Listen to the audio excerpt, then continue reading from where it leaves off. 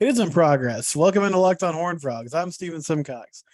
Sorry for the lack of episodes last week. I really thought that I forgot how hard it is to have a newborn in my house, and that's all I'll say about the matter. But I think things will be more consistent this week, and I'm happy to be joined by my friend Matthew Jennings.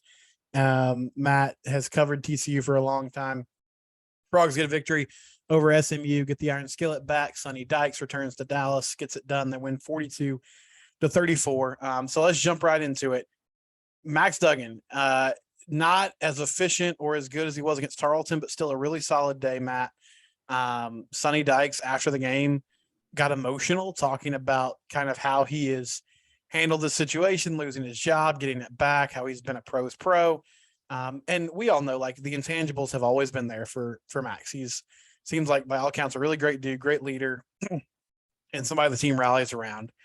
What are you seeing as far as, because I saw your tweet today about how and I'll let you read off some of those stats, but he's leading the nation in some passing categories right now.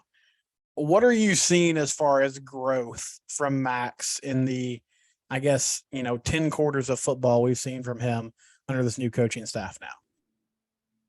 That is an important qualifier to put on here.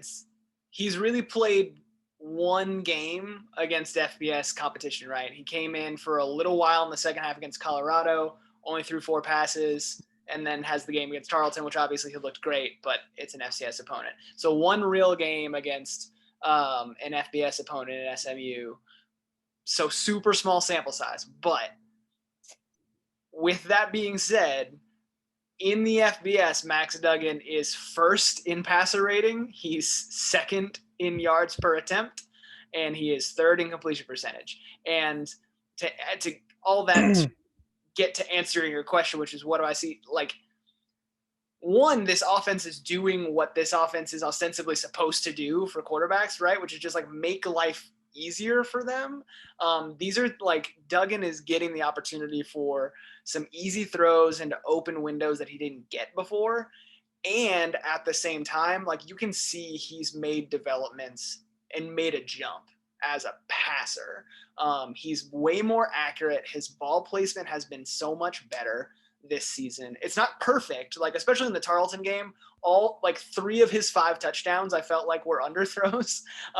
Especially the one to Hudson, where Hudson just kind of like came through his defender and adjusted to the ball and catched it. Like, it's a great play by the rookie, by the freshman, so that's fine.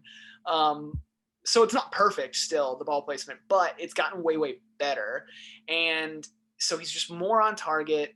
He's making throws both from the pocket and on the run. His first touchdown to Savion Williams against SMU, improvised a little, get outside the pocket, and they did a little scramble drill and got an 19-yard touchdown. And so he's just grown in terms of like playing within the offense, as well as like doing the athletic and improvising things that he's always been able to do. So that's just been really fun to watch, to your point, of like a guy who's like done all the right things, been a good leader, been a good team player. And then to Sonny's point on Saturday, like, would have been very easy for him to just kind of like check out after being in the quarterback competition with Chandler Morris for all off season and just be like, hey, I'm peacing out. He may not have been able to make it in the transfer portal due to the new deadlines that they've imposed, but I'm talking about mentally be checked out. And to his credit, he has been a great teammate and continued to develop, and it's come in handy. I wrote this before the season. Like, there are far worse situations to be in than to have like Max Duggan and Sam Jackson as your guys standing in the wings. If something were to happen to Chandler Morris, and they're benefiting from that so far. I was curious because I feel like, the SMU losses the last few seasons have felt so bad that I think it's easy to be like, oh, well, everything went wrong in those games. And so on Saturday, he was 22 of 29, 278 yards, 3 touchdowns.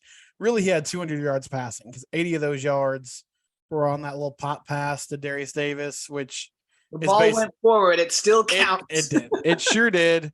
And, it's essentially a jet sweep, but there's a wrinkle to it.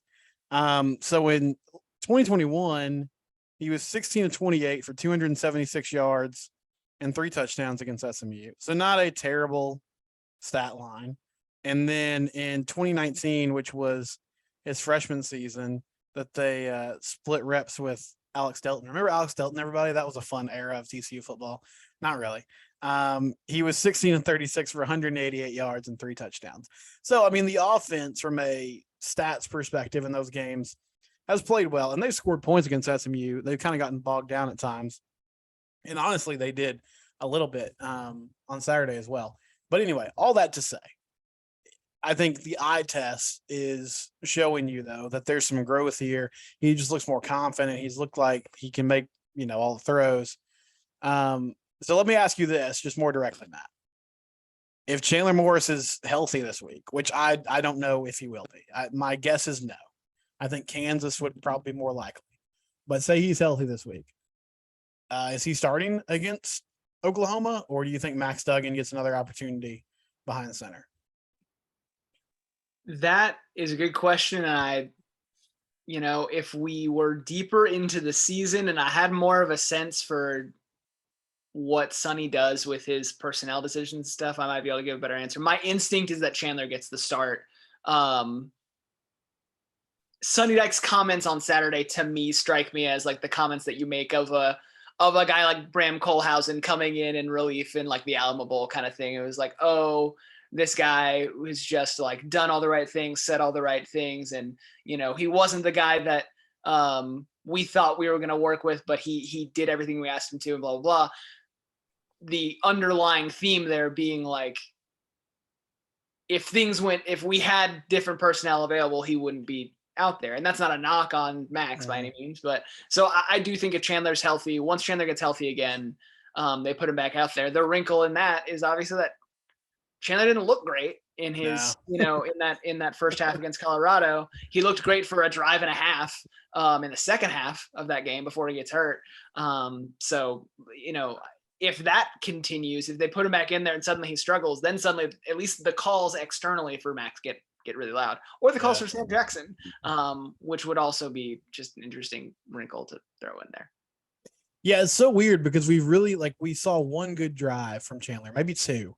In that Colorado game before he went down with that injury. So it's a strange situation.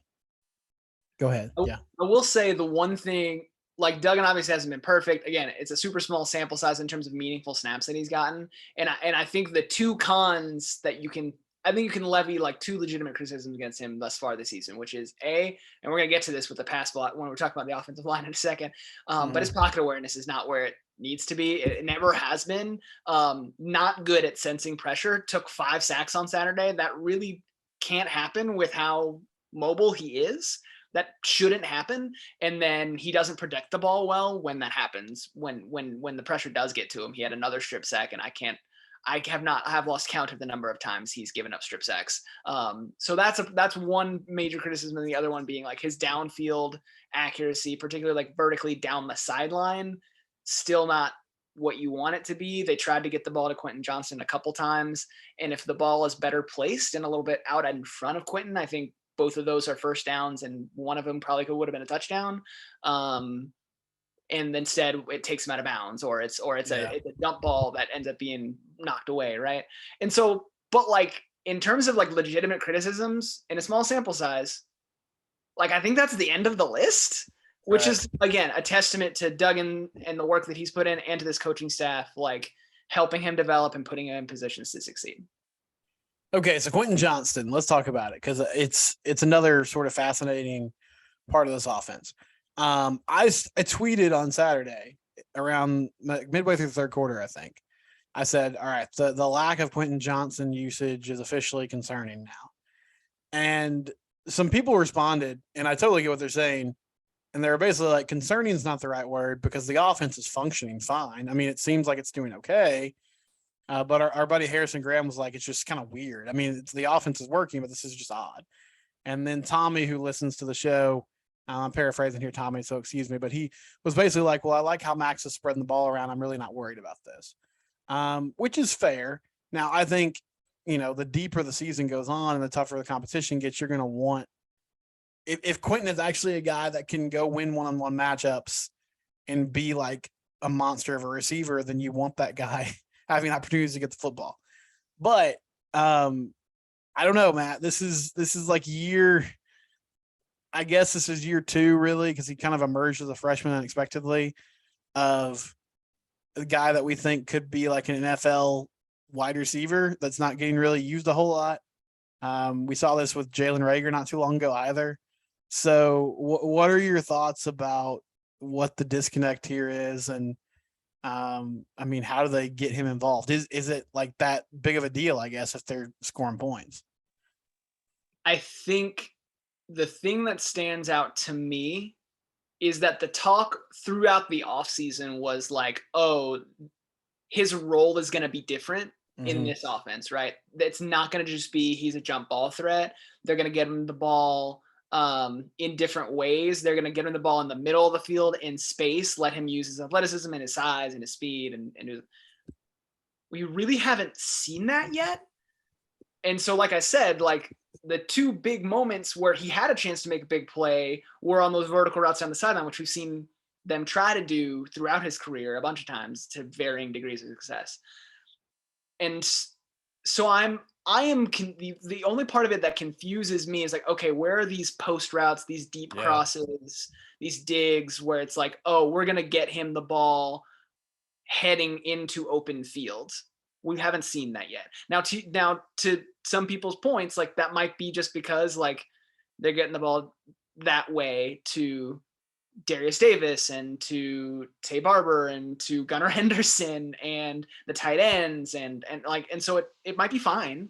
But yeah, then it's like, okay, well then what do you, if you're quarterback, and again, we come back to the quarterback question, right? If Chandler Morris is in the game, then are they able to utilize him in a way that they feel like they can't right now? But I do think the questions of like, okay, if you're really a number 1, if you're really a potential first round pick, you should be able to get the separation and make clutch catches that you need in those moments. So like the first deep pass down the left side in the first quarter, again, I think Duggan kind of took him out of bounds. He did his best to toe tap there, but and he made the catch, but just out of bounds. The second one later on in the game, we had a chance to get them a first down, and he has a chance to go up and make a contested catch there, and he just doesn't.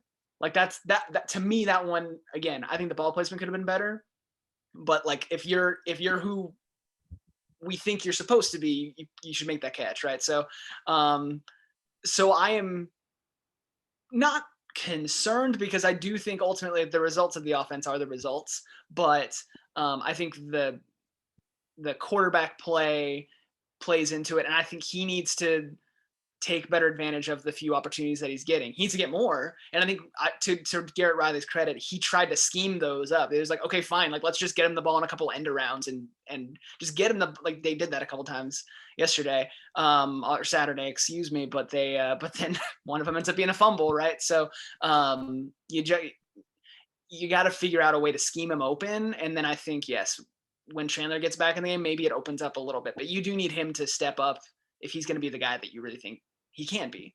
Yeah, and he's had some drops too. I mean, there was like a 3rd and forever, and he had a chance to make a catch.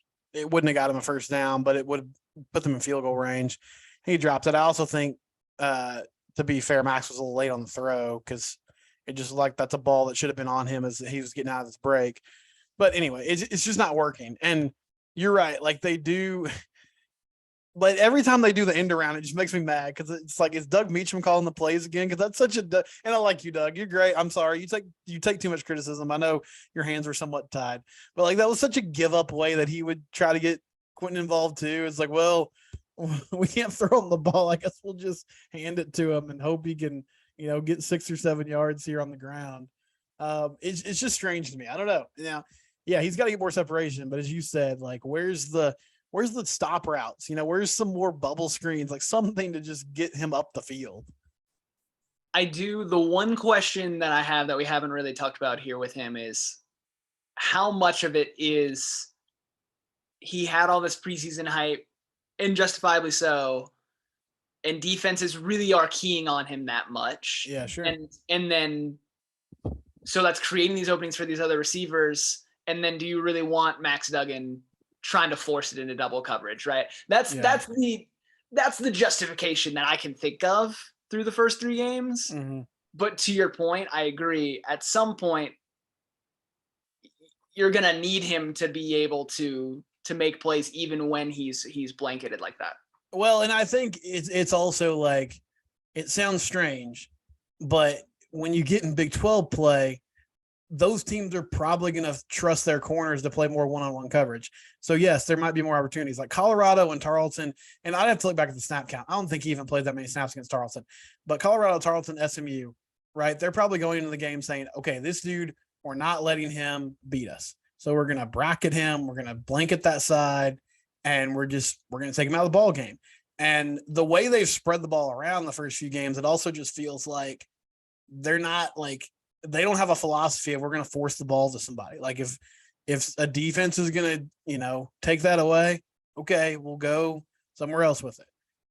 So yeah, maybe some more opportunities arise with teams that are willing to single cover them, but it's just weird. We'll see how it goes over the next few weeks. The good news is, who he had his biggest game of his career against? The Oklahoma Sooners. Who's on the schedule this week?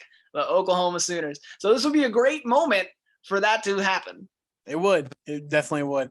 Okay, let's embrace debate. So we were trading notes today, and I said, listen, I'm really concerned about this offensive line, in pass protection specifically. And you have a different thought about this, Matt. So I went back and looked today. And I agree with you. I'll let you lay out your point. But I do think some of it was about pocket awareness. Some of the sacks were about pocket awareness. Some of the sacks were guys getting beat. I just think especially at the tackle position with Brandon Coleman and Andrew Coker, the way that SMU's edge rushers were able to just get off the ball and beat them with their speed, that didn't give me a ton of confidence as the season goes on. But anyway, I'll let you share your thoughts about the O-line and kind of where they are at this point in the year. Yeah, let's be frank about this up front. You can't give up 5 sacks to SMU. That's just a non-starter. Yeah. You can't do that. That can't happen.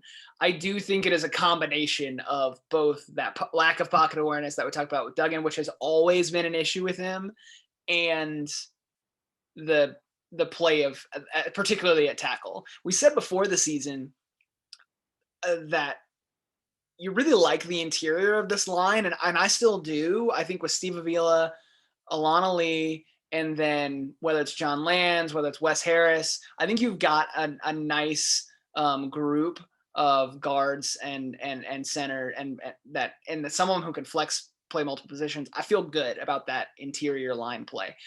At both ends, at tackle, it's way more hit and miss, and I think we saw that against SMU, and that's going to get really, really tough, especially in these next few games where you're going to play Kansas State and Oklahoma State, teams with really great pass rushers, and it's going to get dicey. I do think there were instances where there were coverage sacks or lack of awareness sacks or just pressure that got to Duggan, where it's like, okay, you got to have the timer in your head. You're holding onto the ball too long. You got to get out of the pocket. You got to throw the ball away rather than just take these negative plays that I think were some of the offense stalling especially in the second half was a result of that, where it's they were moving, they were cooking, and then suddenly you take a couple negative plays. You got to delay a game penalty because of the play clock stuff, which we can talk about. And then you have but then on top of that, you have procedural penalties with false starts and whatever, and you take sacks. Then you end up in situations where it's you had promising drives that get into scoring territory, and then you end up punting. Not what you want, right? So I do think it's a both and situation, and I do think if and when Chandler Morris comes back, or if Sam Jackson gets pushed into the line of duty, maybe some of that changes, because Chandler Morris is a guy who's a little bit more aware in the pocket, and Sam Jackson is just a guy who's a electric athlete who could escape a lot of that a little bit better than Duggan has. So, but yeah, I agree. They transfer portal or or something in the offseason has to happen where you feel better about your offensive line play, or you really need AJ Record to get some of these younger guys to take a significant developmental leap, which is possible, but it's not happened thus far. It's only possible. And I mean, it's like that position group is more about continuity than any other on the field because you're communicating constantly about the different looks the defense are giving you. But I mean, the concerning thing to me was like a lot of getting beat Saturday wasn't like exotic blitzes and guys just like missing on twist stunts. There was some of that at the end of the first half, but it was mainly just dudes getting off the line faster than your tackles, which, you know, hey, I mean, that's part of growing too, but it's just not something that I'm looking forward to seeing down the road if it doesn't get fixed. Okay, so defensively, another position group that we came out of this game worried about, and I think you're more concerned about this part of the team than I am right now. But the secondary, SMU, you know, it's what they do. They got really good. They have good receivers. They have a quarterback in Tanner Mordecai who can sling it around a little bit. And TCU gave up a lot of yards. They gave some touchdowns through the air. There were some deep passing plays. And I sort of fell for the cheese again. Like I said, this offseason, I was like, hey, these corners especially, they're an older group, they're a veteran group. There's a lot of depth. You can work guys in and out. That's not totally true. I mean, I think Noah Daniels, I like him, but he's not going to play a lot of snaps. I just feel like that's sort of where we are. I'm not as low as some people are about Travius Hodges-Tomlinson right now. A lot of people seem frustrated after yesterday, but I think Rashee Rice is actually a really good wide receiver, and he kind of battled well. But Matt, what are some of your concerns about the secondary specifically after giving up, you know, a lot of yards through the air on Saturday? My biggest concerns about the secondary, that was more concerning to me than the offensive line play, just in my opinion, because again, at the offensive line, I think you feel good about 3 out of the 5. In the secondary, you got 5 DBs back there, and especially with Bud Clark still out, I feel really good. I still feel good about Trey Hodges-Tomlinson. We'll get to him in a second. After him, I feel good about Miller Bradford, and then I felt really good about the depth at corner coming into the season, and those opinions have gotten a little bit washed away. Josh Newton has made a couple of nice picks, which has been great, but he and Noah Daniels and Keon Stewart and Abe Kamara and honestly Bradford in a couple instances got cooked a few times on Saturday, especially by Jake Bailey. I will say on the Hodges-Tomlinson thing, the fact that Jake Bailey had such a huge game is a testament, I think, to what Hodges-Tomlinson was doing on Rashee Rice. I'm not concerned about the penalties with him because that physical style is his MO. That's what he's always done. It's just a matter of like some officials are going to call the game a little closer and some of them aren't. And I think especially with Rashee Rice being the leading receiver in the country coming into the game, the officials had a focus on that. And so like he was getting some calls that maybe another receiver wouldn't have gotten. And then I think after the first half, the refs realized, oh, wait, hold on. If we do this on every play, we're going to give them 15 yards on every play. We can't do this. Yeah. And so that's Tomlinson's style. I'm not super concerned about it. And he limited, context is important, limiting, so to speak, Rashee Rice to 70 yards and a touchdown. He really only got beat on the one, in my opinion, only like truly got beat on the one play on the touchdown in the red zone. Other than that, I felt like he held his own pretty well and made some nice pass breakups, made some nice plays in the open field, not just against Rice, but like made some good open field tackles. I'm not concerned. On the other side, I was expecting more things from Keon Stewart thus far. I was expecting way more from Noah Daniels thus far. The fact that Josh Newton beat out both of them for the starting job, and again, has nice ball skills, but has gotten beat on more than one occasion by just some guys, and especially guys with size, concerning to me. Abe Kamara, I think I've already said this, but is approaching TJ Carter territory for me. I'm like, I just feel like he's a liability thus far. I know he had the pick on Saturday, but I'm concerned. I need Bud Clark to come back and get healthy because it is not looking good for me. So like those are the things, especially as you get into Big 12 play against passers, like like Dylan Gabriel, like who you're playing this week, Yeah. and who loves to throw the ball deep and has a very nice deep ball, it's gonna get rough. So that's concerning to me, because if you have instances like TCU has had on offense through the first 3 games where you have those sputters and you lose steam for a quarter, that's more than enough time for a team like Oklahoma to put you in a situation where you might get boat raced, like score 21 in a quarter, and suddenly you're out of the game if your secondary is not up to snuff and you don't have a pass rush that exacerbates the issue, right?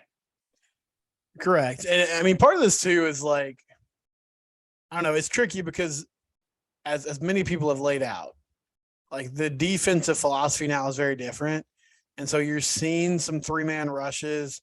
I think yesterday, like there were a lot of 3rd and longs that were converted. There were some 4th down, all the 4th downs were converted.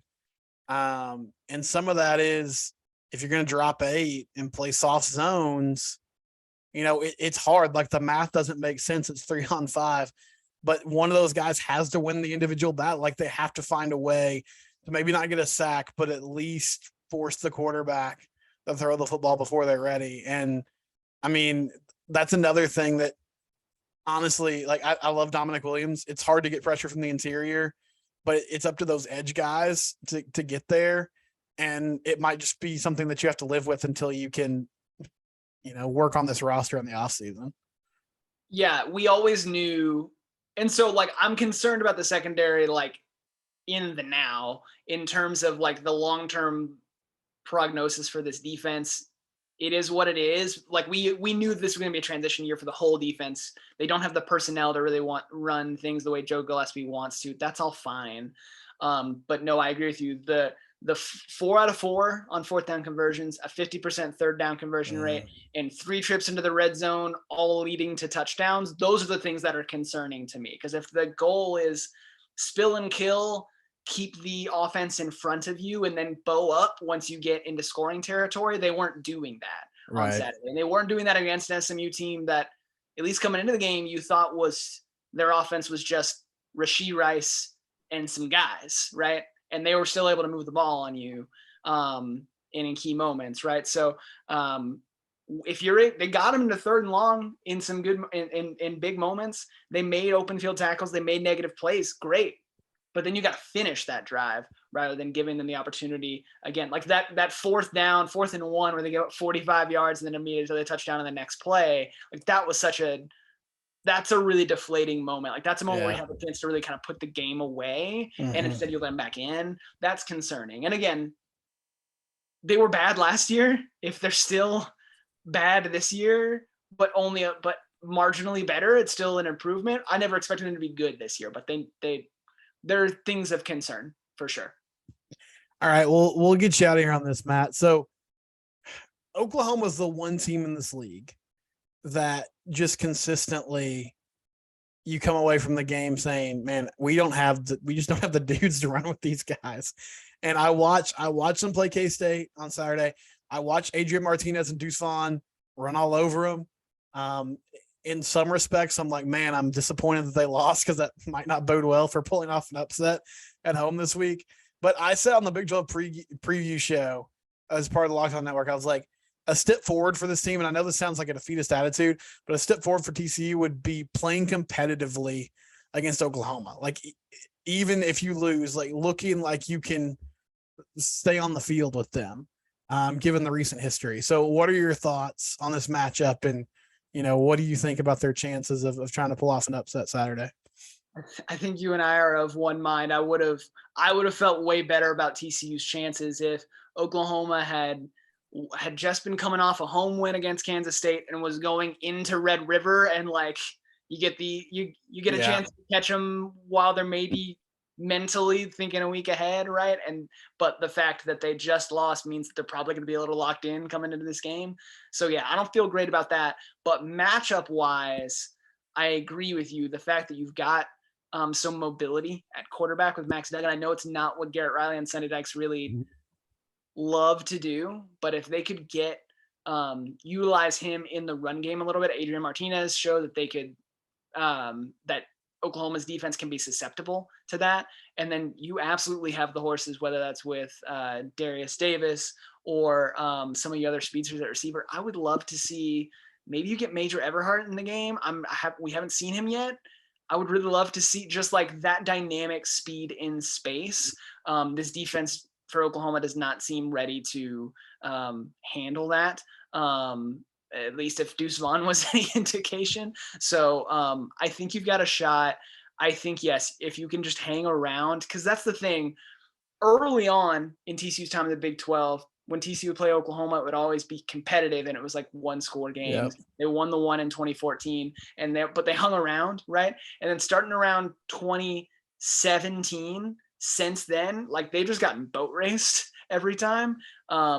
If you can come out and you can be competitive. I was always saying these first 4 games of Big 12 play, if you can come out of that 2-2, you got Oklahoma, Kansas State, and Oklahoma State. If you come out of that 2-2, I think you feel really good, right? If you're only 1-3 or worse, 0-4, which, like, let's be honest, is on the table given the way Kansas is playing, right? Suddenly your season looks really, really different. So if you can steal this one, that'd be amazing. But at the very least, yes, I think you need to be competitive to kind of feel good about yourself. And I think they can be, but they need the offense to clean up some stuff, and they need defense to, again, I just really think they need Bud Clark back. Yeah, they got to find a way to hang around defensively. It's going to be tough, but I mean, there's a blueprint there. Maybe they can play a little more ball control, even though it's not really Sonny Dykes and Garrett Riley's MO either. All right, it is Matt Jennings. I'm Steven Simcox. This is Locked On Horned Frogs, part of the Locked On Podcast Network, your team every day.